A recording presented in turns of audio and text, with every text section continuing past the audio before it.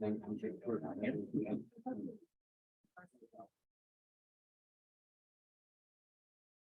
evening, everybody. I don't know if this is you. I don't need this, right? Can everyone hear me? Can you hear me? Yeah. Well, I think this is the Zoom mic, right? We're doing multiple audio sources here, right? Yeah. So it gives me great pleasure to serve as your introducer, which is something I'm going to make as brief as possible so that we can get to the 4 fine poets that we have. We had been going in alphabetical order, but traffic has decided to rearrange the alphabet in such a way that Ewa Chrusciel, who will, oh, sure, yeah, and I can even turn it on, yeah. So Ewa will actually be our concluding reader as she's stuck in traffic. And we have before that, though, we are delighted to have Barbara Siegel Carlson, whose new volume, What Drifted Here, will be available, I think, as well as some earlier ones. And she will be followed by Joanna Fuhrman, who will be reading from To a New Era, and you might also have some other volumes as well. And then Yerra Sugarman reading from Arndt Bird and among other poems. So, and then Ewa will be joining us shortly. So really, without further ado, I want to get into these poems from some very old friends and some new friends. So please join me in welcoming Barbara Siegel Carlson.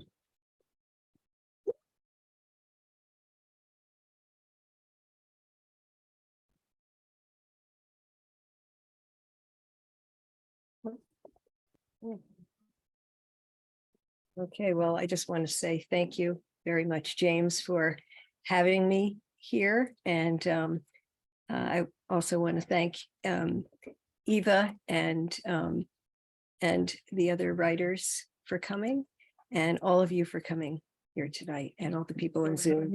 Can you hear me? Can you hear me now? Can you hear me now? No. Okay. I'm going to read very short poems. I write short poems. So these are 3 short poems from, this is a chapbook that I wrote largely during the pandemic, just kind of all came out in a burst of activity over a period of maybe 3 or 4 months. And so I'm going to start with a poem called Windy Night. And I just want to preface it by saying when I was a child, I don't really remember the house fire we had, but it happened when I was about 2 years old. And the other thing is that when I was a child, I used to draw paper dolls, and I drew myself as a paper doll. So, Windy Night. Our house caught fire when I was a child. Later, I drew myself as a paper doll, penciling the eyes so fervently I fell through a burning floor where beams dissolved into the unfathomable bed of dreams that couldn't be stilled. What flows through the world like a single flame, lighting our eyes when we open them?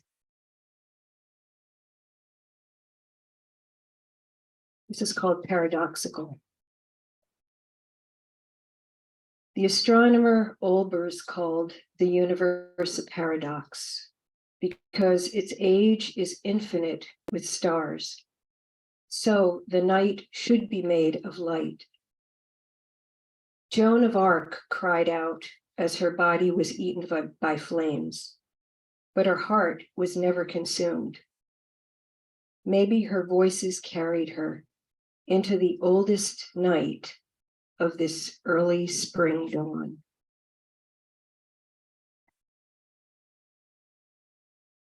And this one is called After the Words.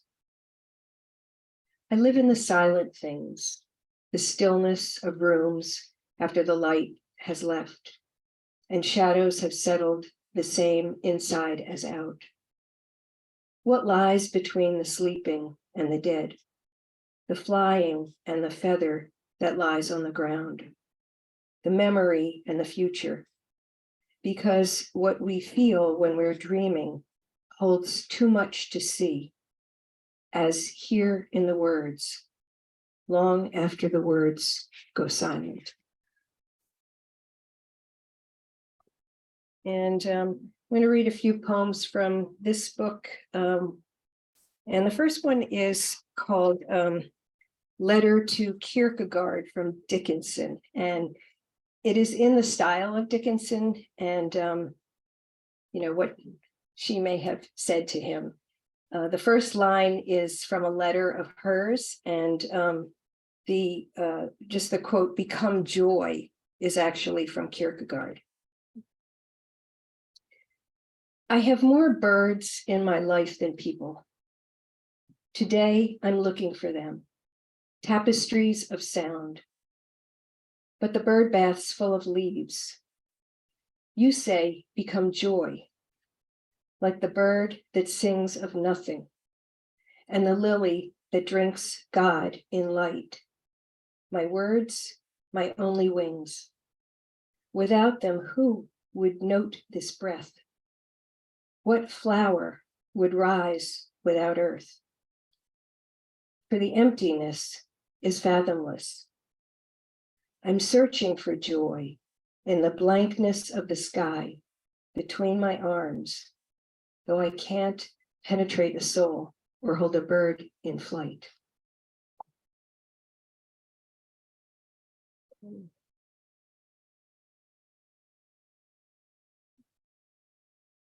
So this is probably one of the lightest.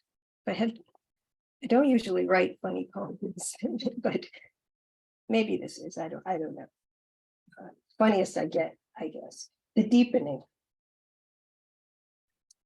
It's as if each morning were a pool into which I have been lowered, or I dove in and now sit on my blue sofa at the bottom of the sky, swathed in a milky substance amid the trilling of crickets.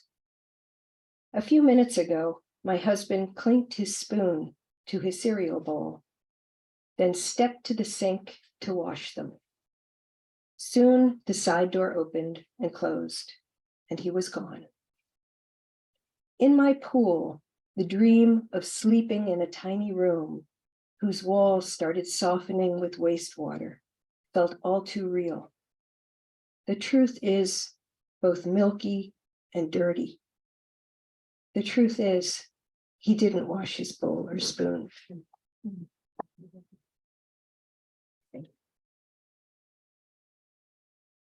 So I take the train every day. I used to take the T, and I don't take it as often anymore. I take the train.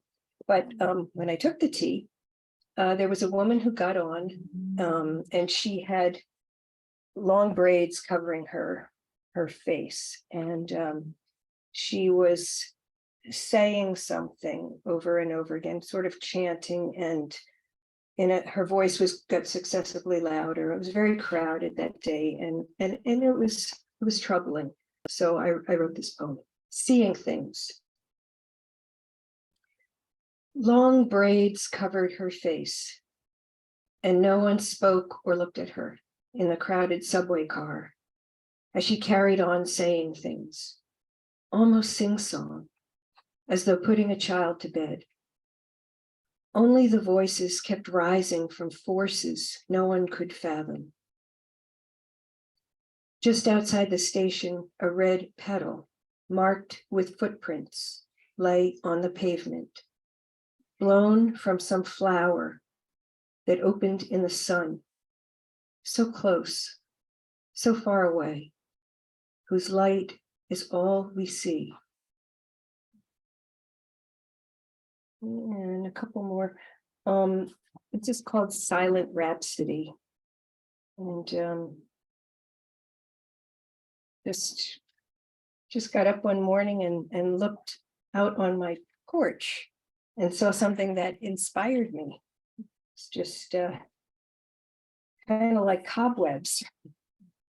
So sort of hanging there from the porch. How can I express what it meant to pull up the blinds on the door leading out to the small wooden porch to find a tiny guitar made of spider silk wrapped around a piece of string? The guitar has two arms of silk. One clings to a chime under a clay angel. The other reaches out to nothing and waves wildly.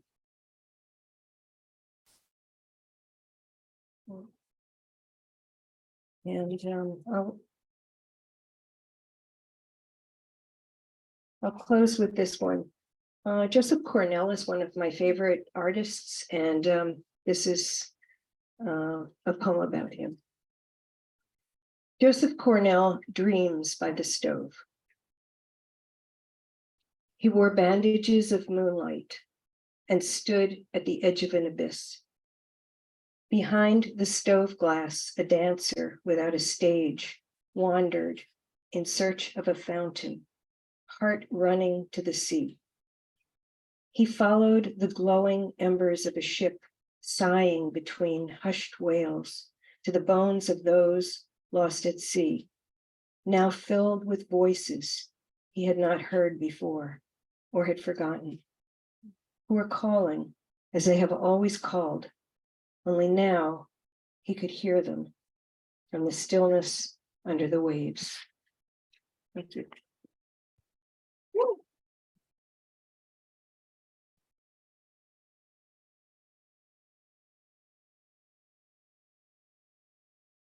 Okay. Well, unless you're ready. Could be. They have you. Yeah. Joanna, what? Oh, okay. Yes, please, Joanna.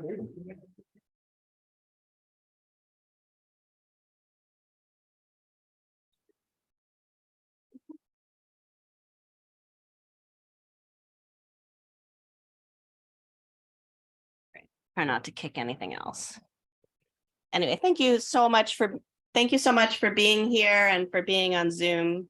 It's really nice to see a full house. And I'm short, so I'm moving the mic up, and I'm blind, so I'm putting my reading glasses on.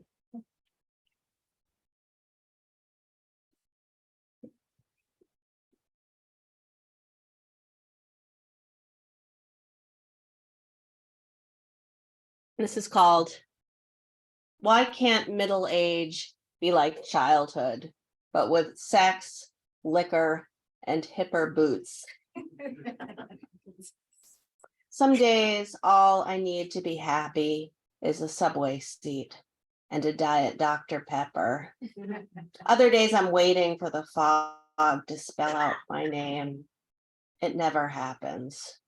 I want to believe in the green spaces between my emotions, that mythical quietness where baby ducks waddle and hide cloud babies under their wings. But then anger shows up again, dressed like an old-fashioned nun from a comic book, carrying a yapping chihuahua in her black patent handbag. She wants to punch the sunset, wants the moonlight to whiten her teeth, but all the groaning in her bones gets in the way. Why can't middle age be like that TV show where the ending comes at the beginning? Everyone knows it's going to be tragic, so why not show that first? Then we can focus on the love story, the center of the desk drawer's wrapped truffle, the bodega kitten's upstretched off-white neck.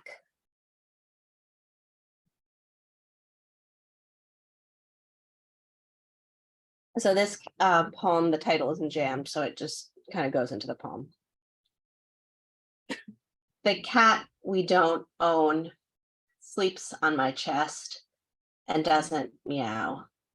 Instead, it murmurs in the voice of my 81-year-old mother who is stuck in a cardiac hospital thousands of miles away. Okay, I admit it's not my mom's actual voice. The sound the animal makes is part growl, part purr, part metallic laugh.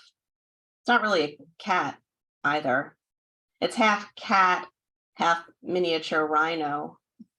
When I dream, the chimera enters my eye holes and crawls around, searching for a subway car with wings so we can fly together over the veins of highways and splotchy landfills. As my husband turns away, pulling the blanket towards him, I hold the not cat to my chest, and I hear my mother's heart under the animal's thick black fur.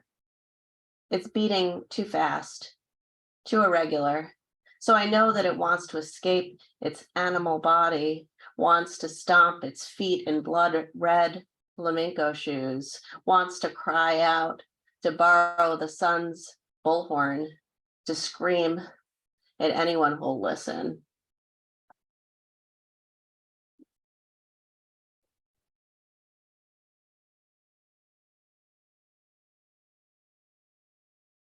I think I'll just read a couple more from this book and then some newer poems. Lavender. Being in a funk is what the cool people call it. It's not the purple that surrounds the scene at the lake, not sad enough to actually drown. You say, I'm in a funk, and I think you think you're too pretty, too well-groomed, too stylishly disheveled to actually sulk. Have you ever tried drinking a milkshake with a girlfriend in a funk? She just stares at the straw as if sucking on it would allow the whole world into her mouth. When a teenager wears baggy sweatpants all February, her math teacher may ask her if she's in a funk. She's actually just pissed off. Frogs don't get into funks, but toads do.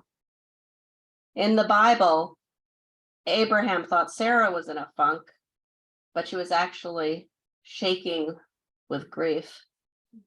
When her baby arrived, her 100-year-old flesh quivered like a sliced papaya. There is nothing funky about being in a funk.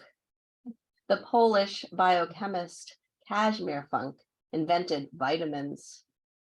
The golfer Fred Funk wore a pink skirt to settle a bet with Anika Sorebson. Doing cartwheels or changing the bed sheets are suggested cures for getting out of a funk. To be in a funk is to want to cry, but to be unable to access tears. To be in a funk is to be unable to hear the music in the subway's rattle. If Virginia Woolf had been in a funk, she would have filled her pockets with dead lilacs instead of rocks.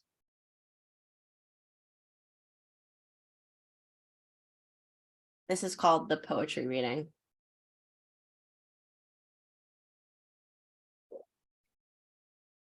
The mustached, cowboy-hatted, thrice-divorced, old man poet, famous for sleeping with flaxen-haired, or was it flaxseed eating, quote-unquote, nubile graduate students, is at the podium, reading his poem personifying a wedding dress.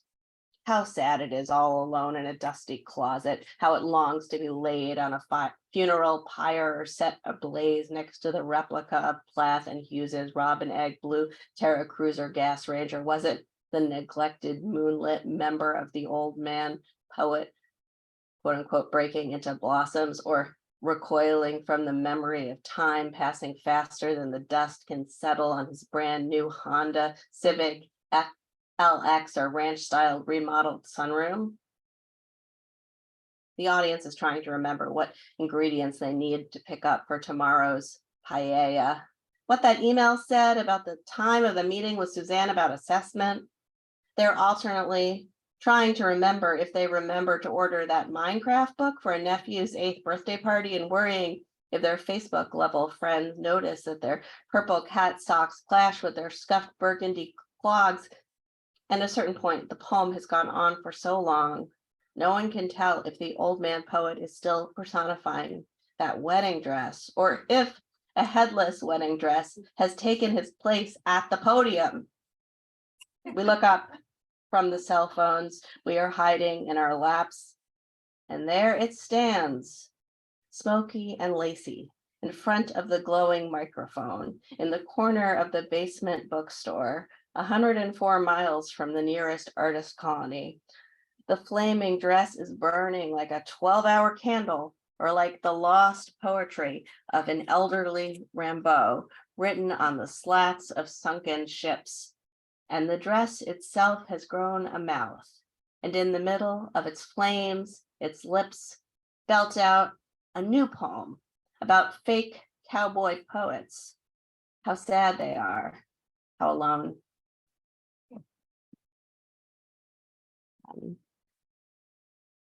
So I have this new book coming out in like a year and a half, but it's all about the internet. It's like prose poems about the internet. So I'm going to read a few of those. And then I'll end with like a manuscript that I'm working on that's after that. Read a few of these. This is called How It Started, How It's Going. And if you don't know, that's like a meme thing. Okay. I was reading a blog trying to find a recipe for lentil stew, but the story about the writer's stepdaughter's missing slipper went on for so long that by the time I arrived at the ingredient list, the building our apartment is in had been sold and resold and sold again. And even worse, our kitchen had been replaced with a digital oven that turned all ingredients into different flavors of miniature muffins. Tofu piccata muffins, charcoal fondue muffins, hillbilly elegy muffins, death metal NFT muffins, raspberry nepo baby marble dildo muffins. One day, I threw a muffin at the moon, and to my surprise, the moon threw a muffin back. I told everyone in my activist Slack feed that this was a new kind of radical action made more potent by its engagement in celestial intersectionality. Soon, we were a whole movement of revolutionary bakers, a federation of militant muffin throwers designed to augment anti-capitalist baking with celestial praxis. Who could have known the muffins had other plans?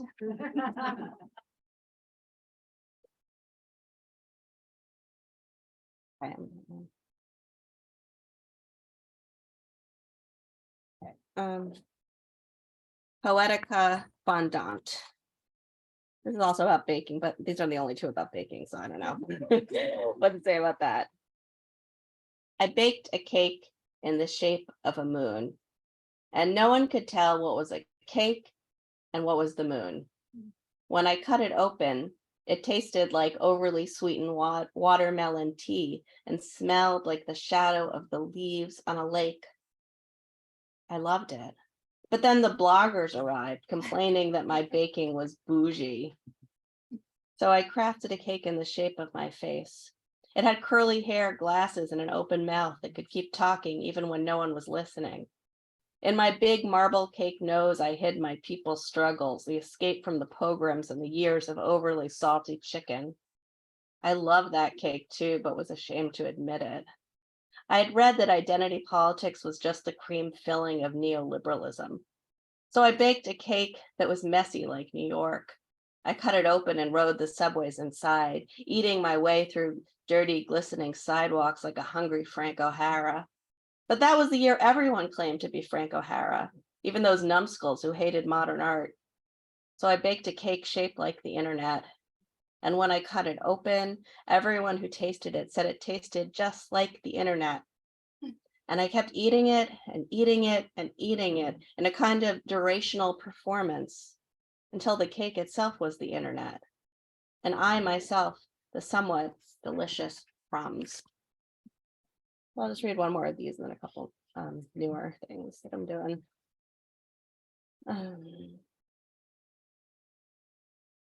Maybe I'll read one. I've got a lot of poems about movies. Maybe I'll read one of those. Okay.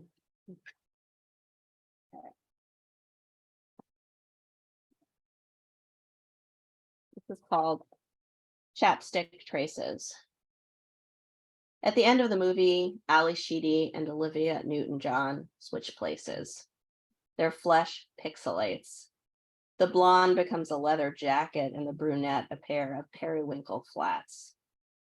I travel back in time to help. We craft profiles for a new dating app popular among the newly dead. Soon they've become one girl, nuded and skinny, her skin ripples like low-hanging clouds. When she stares into a cell phone's lens, the ancient river where she was born flows into an ocean of data. Does this mean I've become her too, that my own lips leave chapstick traces on the cave's motherboard wallpaper? Is it my own breath spiraling like a borrowed French kiss? Inside the algorithm, trees quiver like eyelashes. I slip off my blue jeans and replace them with calcified gossip. A fresh corpse mimics the poses of the newest cool girl influencer.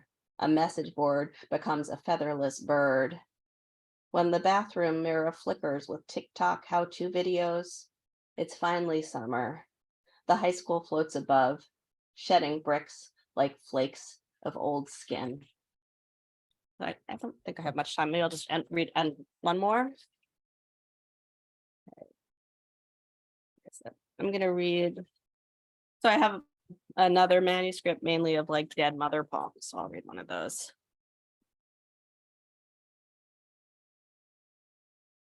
Okay. This is called When My Mother Returns from the Dead, She's No Longer Afraid of Rodents. Look, there's a guinea pig in her purse, a snapshot of a muskrat in her compact. While she waits for me to finish packing, she plants miniature cell phones in the garden so the chipmunks can text her their selfies. On the way to lunch, she hands out business cards to subway rats, joins the buskers, improvising a ballad to chinchillas. My mother, who has been dead and is still dead, is no longer afraid of city or country mice or nuclear bombs or my not having health insurance or open heart surgery or tornadoes. All the fears that she harbored in her bones are now just bones. They are buried and stay buried in the most generic cemetery in all South Florida.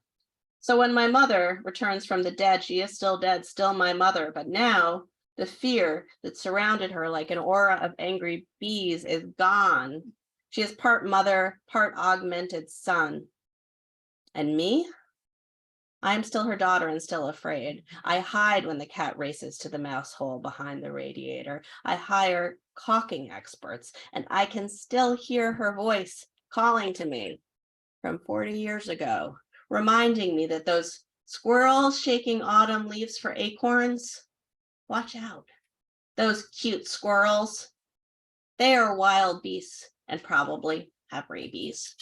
Thank you.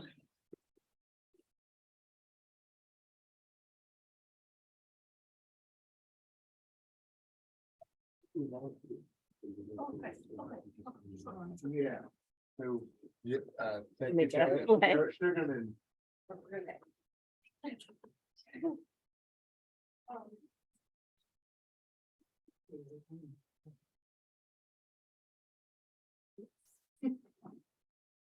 Try not to trip.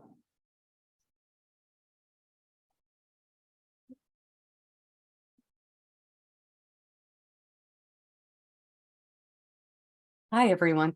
Can you hear me okay? Yes. Perfect, good.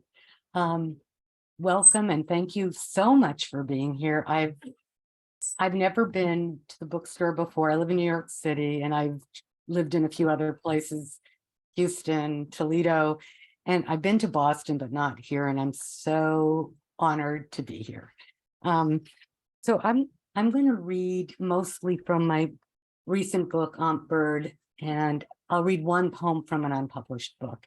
I'll just give you a bit of context.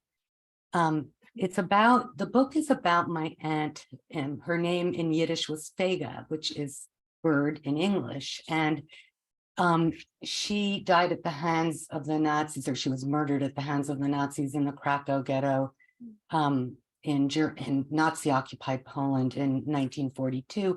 And of course, I didn't know her. So as a child, I knew very little about my family. My parents were survivors of the Holocaust, and I grew up in a community of Holocaust survivors. And so I saw a picture of, it turned out to be this young woman who turned out to be my aunt. And really, I only knew that she had become a teacher in Krakow, and that she loved reading. And so I identified with her when I was a little child. Then about 10 years ago, I actually found testimony about her death on the internet. And I found it, for me, it was like a miracle kind of, because it was this confirmation of her life, because she doesn't have a grave site. And anyway, so you understand. And then I found a little more, just before, maybe 2 years before I published the book, I found a little even more testimony that she'd filled out, a Nazi document that she had herself filled out. So it was very haunting. Anyway, in the book, I imagine her speaking, or I speak for her, which is, questionable maybe, but I thought it was more questionable to leave her in silence. So I hope that helps contextualize some of these poems. Let's see. The first poem I'm going to read, I sort of have her looking, like I imagine her coming back into my room. And in the poem, I sort of have her think back to her life. It's sort of, there's a lot of surreality in the book, and as well as actual documentation. So there are some Hebrew letters mentioned in the poem. There's a street in Krakow called Limanowska, and the Vistula River, and that's all you need to know. It's called Bone by Bone, She Remembered. Bone by bone, she remembered what it was like to change from body into light. That the month of March had had no time for grief, and tore up her belly until there were just black plums there, like ancient letters split in two. Aleph, Bet, Gimel, Dalet. She recalled she had once lived, blowing into a glass cup, that the eyes and ears of the already dead would sprout each night from the city's starless womb. And she dreamed with elbows over tangled sheets of Limanowska, a curved eyebrow of a ghetto street, paved with sighs, sonorous with horseflies, of the trolley on its hands and knees, and of the Vistula's liquid muscles. Krakow, she thought, when the moon ate its own stony light. You watched me in love only once, how my stomach shivered.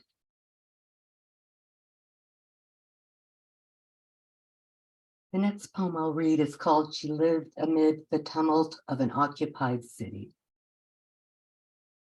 The war thrust its hand inside her.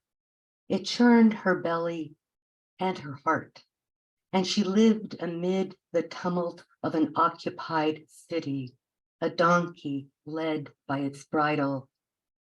Surrounded by the enemy, laughing about the names it had for Jew, she asked herself how many ways she could say madness, and watched soldiers round up those whose fingers danced on the words of the Torah. Those who sat under a cafe's awning stirring a cup of tea were also rounded up. Those bargaining for beets piled high in the market, those hanging wet sheets over balcony railings were dragged from their apartments. And those stopped to show identity cards where peddlers sold bright balloons They were hauled away under the sharp beams of street lamps. Walls were peppered with gunfire, bluebells speckled red. Her people reeled along cobbled streets, each person clutching a sack containing things the enemy let them keep. She was a short breath of a girl who nursed an oriole that sipped in the mustard glow of a Sabbath afternoon, the crimson from poppies. A girl who blamed herself for kissing a boy beneath a tangerine moon and for believing in anything that didn't rust. Resistance, revolt, joy sometimes, and songs not exiled from the spirit. To hell with the enemy, she trilled in Yiddish, her nostrils widening, her voice tugging the air. And for singing, she blamed herself also, scolded herself in a language rising from her lips like steam.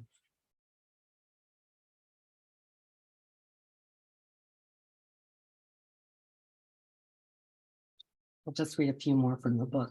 In the next poem, I mentioned Havdalah ceremony, which is a Jewish ceremony marking the end of the Sabbath and welcoming in the new week. It's called Night After Night, What She Saw in Her Sleep. Night after night, what she saw in her sleep, an upside down Havdalah candle like the one she lit to usher in a new week at the end of every Sabbath, praying, blessed God who separates light from dark. The candle in her dreams, like her real candle, had 4 wicks and 4 braided strands of wax, but produced no flames, only entrails of light. And she dreamt God unhinged the constellations and whisked away the stars, uncreating. The pitch darkness, a grave she couldn't find a way out of. And she dreamt she was a stone a crow lifted and tucked into the wind, a girl born to memory that hushes the sun and takes the place of tree's shadows. When she woke, the war still raged and the sky hardened into rock. She wondered, why is God doing this? And the thunder thundered, why are people doing this? Despair swooping over her, her grief a kind of wingspan. Delirious as the rain the river guzzled, she became a stranger to herself, circling her own shadow, searching for her beliefs, her mind like shattered glass, and the world stuck in her throat like a bone.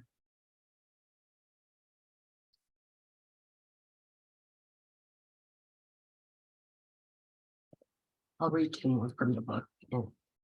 The next one talks about my aunt Vega, or my aunt Bird, remembers being in a room in the ghetto, in the Krakow ghetto. It's called Aunt Bird Recalls the Ladder of the Righteous She Observed During the War. Along the ladder of the righteous, on the rungs between evil and good, a dusk of pigeons smeared the sky, and the language of joy was penniless, a vagrant. God was a runaway child who ate the earth with a spoon and licked the goose flesh of our crowded room, so full our shadows couldn't lie down, standing for weeks around a candle's nervous bird of light. Along the ladder of the righteous, on the rungs between evil and good, we threaded worry through the eyes of needles. Hannah rubbed smuggled perfume on her wrists, the scent of poppies even on her breath.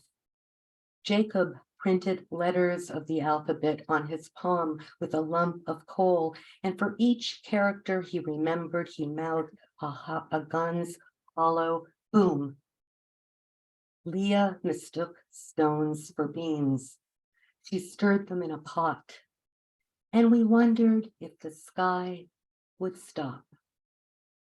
Along the ladder of the righteous, on the rungs between evil and good, prisoners scratched their names with their fingernails on detention center walls, while customers on the city streets haggled for marzipan and chocolate, dumplings and live geese, streets where people dissolved like sugar cubes on the tongues of rain.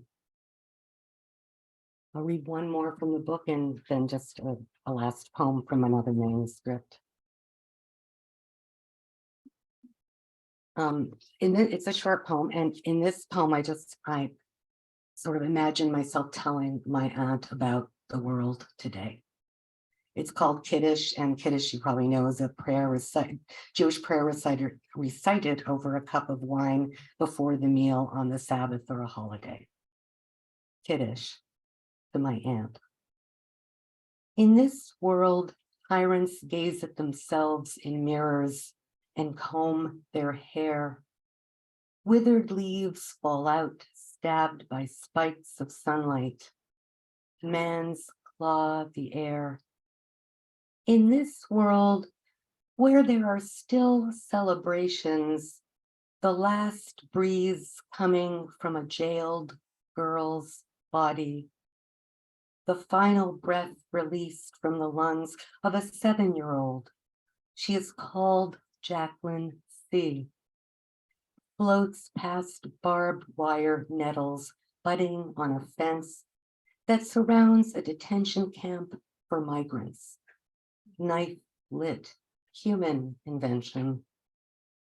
In this world, I touch a glass with my mouth and drink to all creation. Tell me how I can keep from falling, how to turn grief into a green stem sprouting, so it is not just a stem, but joy. I'll just read one more, and it's a prose poem from a manuscript called The Water Bearer. Am I okay for that? This poem, the manuscript that I'm working on is like a memoir in poetry, and this poem is called Their Signature. Trauma sits in a horse-drawn wagon open to the pelting rain. The wagon creaks along a forest in Europe just after World War II. The horses pulling it are skinny. Their hooves make hollow sounds that scoop the air. Shaking the reins, the driver silently plots how he'll dispose of his cargo. 30 women and children who've been displaced by a genocidal war, Jews who have somehow survived. Trauma accompanies them, advises them. In her arms, my mother cradles my brother, a newborn whose cries she swaddles with her fingers. The road the wagon travels is uneven, the ride jerky. When the wagon stops at its destination, the driver shivers, his soaked clothes sticking to his skin. He unloads his cargo, shouting at the passengers that he would have killed each of them in the woods, but for the intrusion of the hard rain. My brother becomes a lawyer. Whenever he signs a legal document, trauma beside him since his infancy signs too. Its right hand over my brother's right hand as he elegantly moves it. Their penmanship, my brother's and Trauma's, is beautiful. They methodically join each letter of my brother's name with tight loops and gently sloping lines. The signature flows. The determined signers barely lift their hands. My brother's name becomes one single complex stroke, both ornamental and restrained, much like my brother himself, a lover of beauty and art, a devotee of stolid silence, his speech often strained. Sometimes trauma waters the unfurling sprigs that comprise my brother's name, the loops, tiny buds, the delicate lines, twigs. Sometimes my brother lets them shrivel. But really, I have no words for it all. The wagon, the driver, the war, the genocide, the European woods, the road, the passengers, the beautiful penmanship, the name, the trauma. Thank you.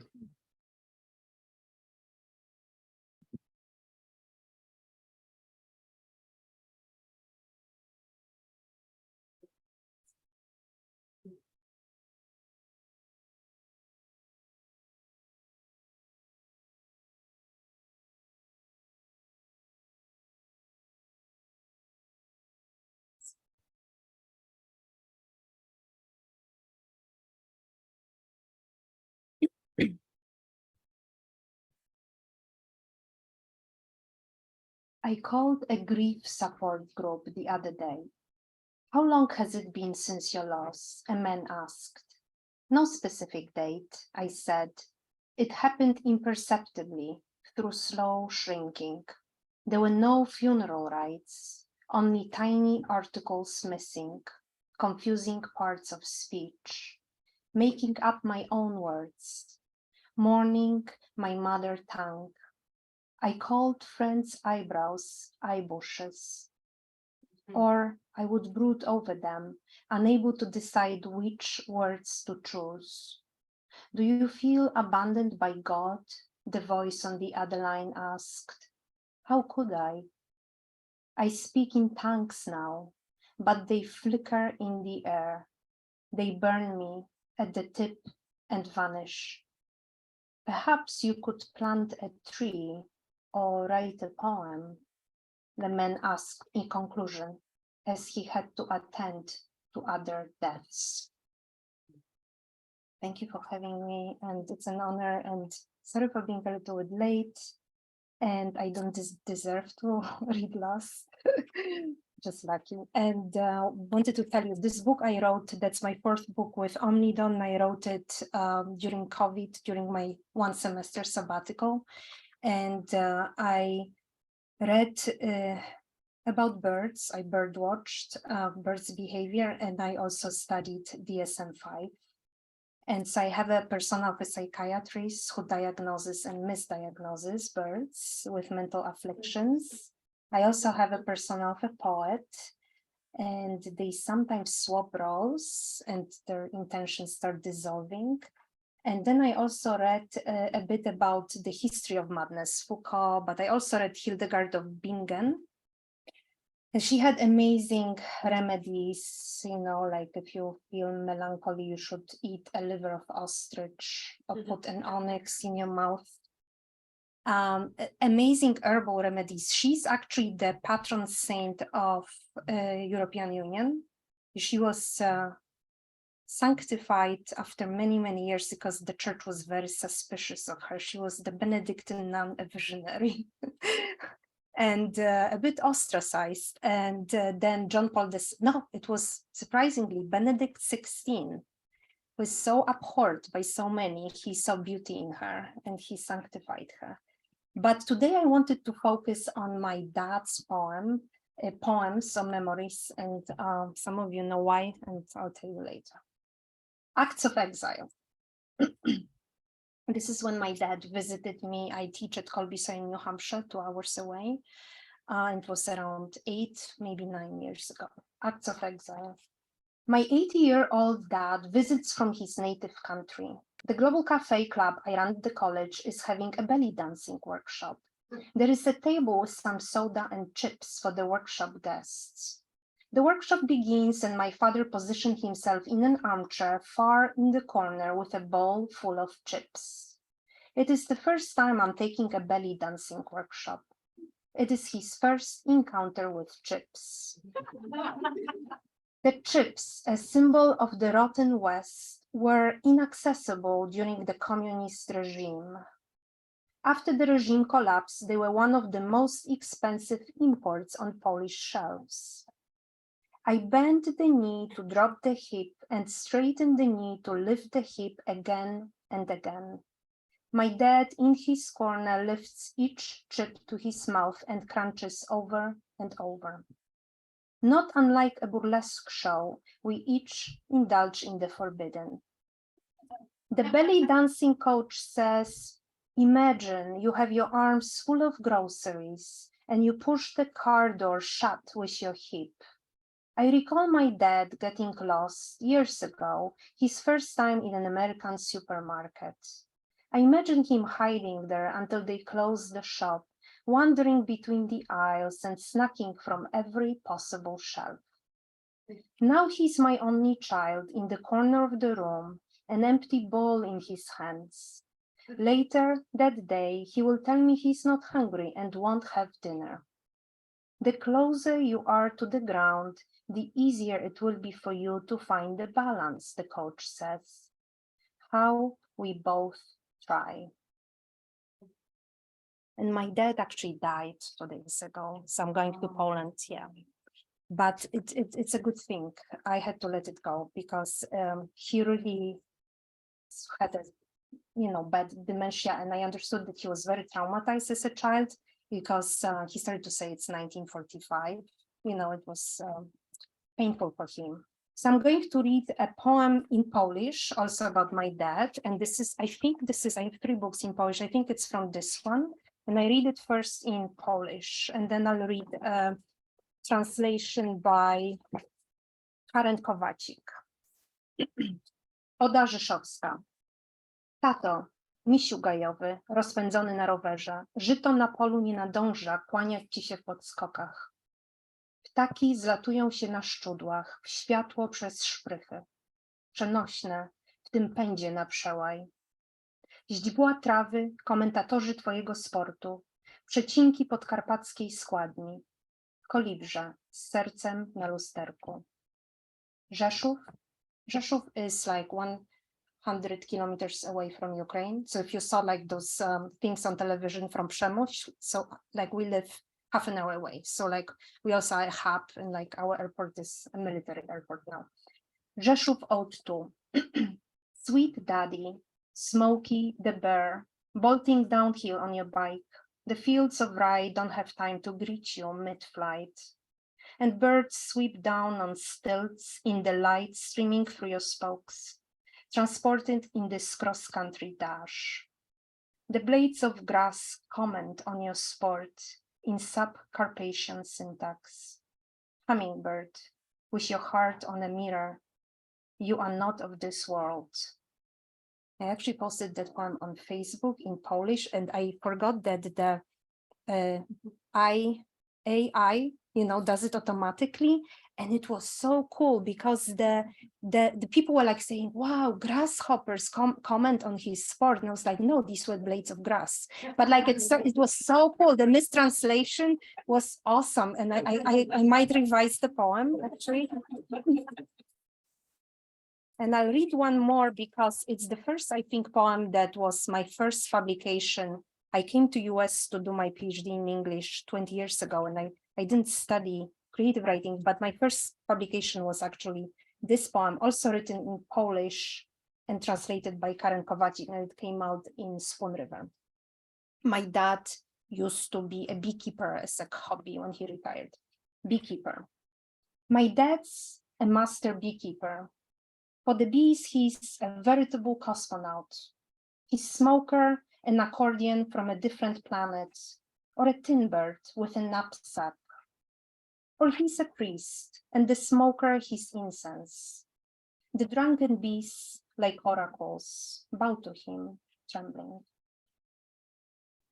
And okay, I'll continue from this book. And where do we go from here? Okay, good. So Yes, I think I would like to read a poem about my teaching. And I've been teaching for 16 years at Carver College, and it's so fun to be a foreigner, like they call us aliens, you know, when you fill in the visa things, because it's fun because people mishear you and they mishear I mishear you, you mishear me, and this is poetry. So when I taught Bishop Moos, you know this poem, right? I have to explain for those that might not be familiar. Bishop's very long poem. She wrote for 22 years, I think. And there's a long bus ride. People are gossiping and nodding off. And all of a sudden, the moose comes out on the road. And it's like a revelation. The poet reads aloud Bishop's Moos to her students. I trot line by line, showing my students leaps in space and time. Poetry is an Arctic fox, I tell them, leaping in the air. To catch his prey, each of his muscles astute, fox eats like a saint. When I get to the bus sudden jolt, as the moose comes out of impenetrable woods, towering, antlerless, high as a church, homely as a house, I want them to be there, to get a match struck in the dark. But all my students hear from my Eastern European accent is mouse. What's the big deal? Why stop the bus? They whisper, and the mouse as big as a church? They wondered my love for poetry, my silly enthusiasm, and I think of all my life ambitions as big as Caucasus mountains to me, mounts to others, and how I want to rise in the middle of the road, like a cathedral, stop passers-by. But all they see is a small mouse, nervously building her nests in foreign walls.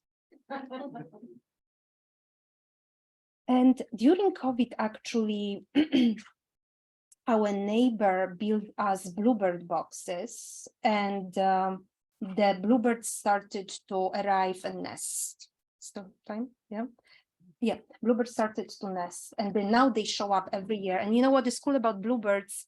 It's really like a community for them. They build a nest, and then they come back to build another nest, and the bluebird kids help the parents to raise. It's amazing. Like they populate the whole garden, and it made me think about maternity.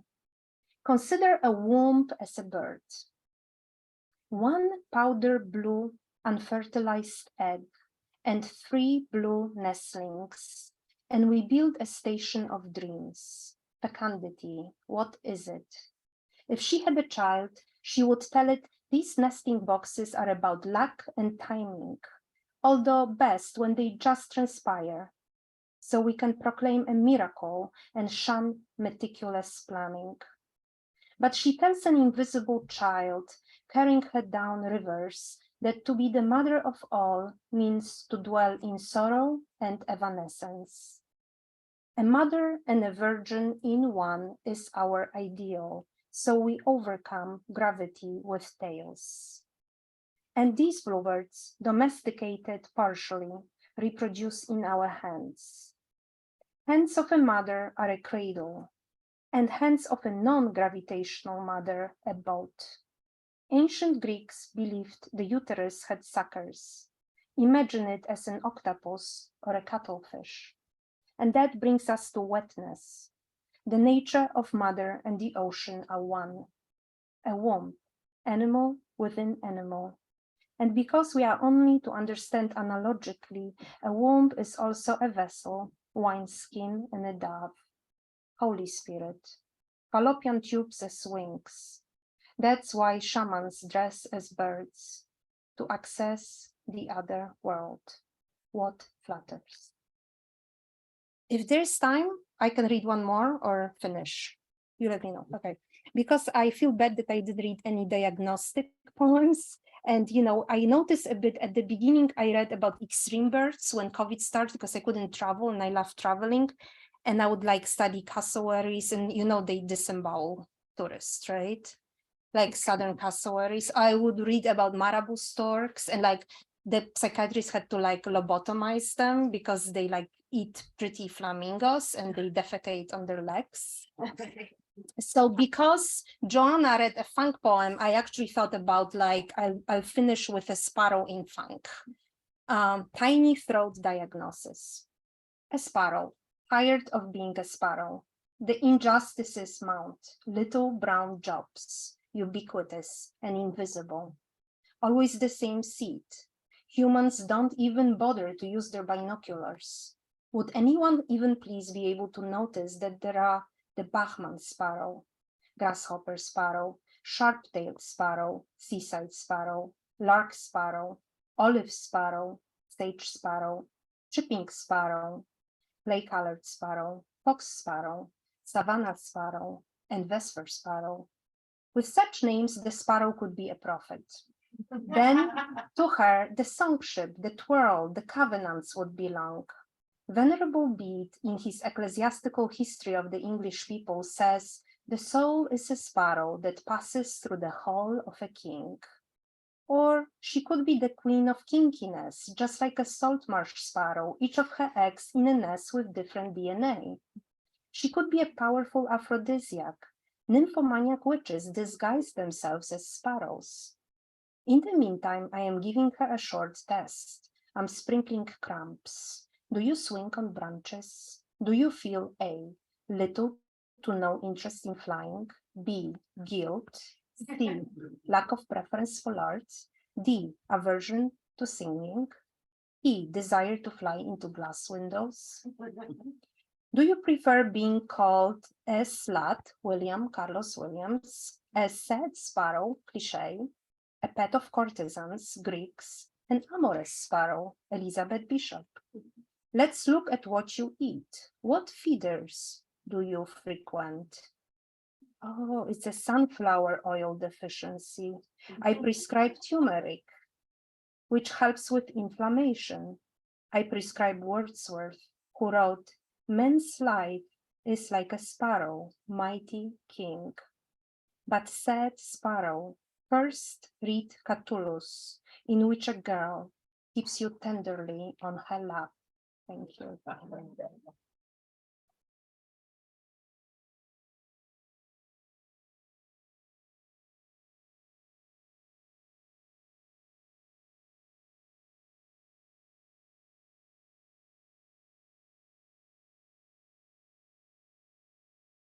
A guitar made of spider silk. There it stands, smoky and lacy, lit to the goose flesh of our crowded room, mourning my mother tongue. I want to thank these 4 readers so much, and I want you to join me in giving them a round of applause. You on Zoom, you have to make the little clappy thing, the little clappy signal. Please join the, you can pick these books up, and probably the best way to do that is we stand to also pick our chairs up and sort of move them over to this side, so we've got some room to sort of mingle around and pick these and the other books that these folks have. And you on Zoom, you just have to come into the store and get them soon. All right, thanks again, everybody, and thank you to James for everything he does for all of this. Yes, please. I can take it from you now.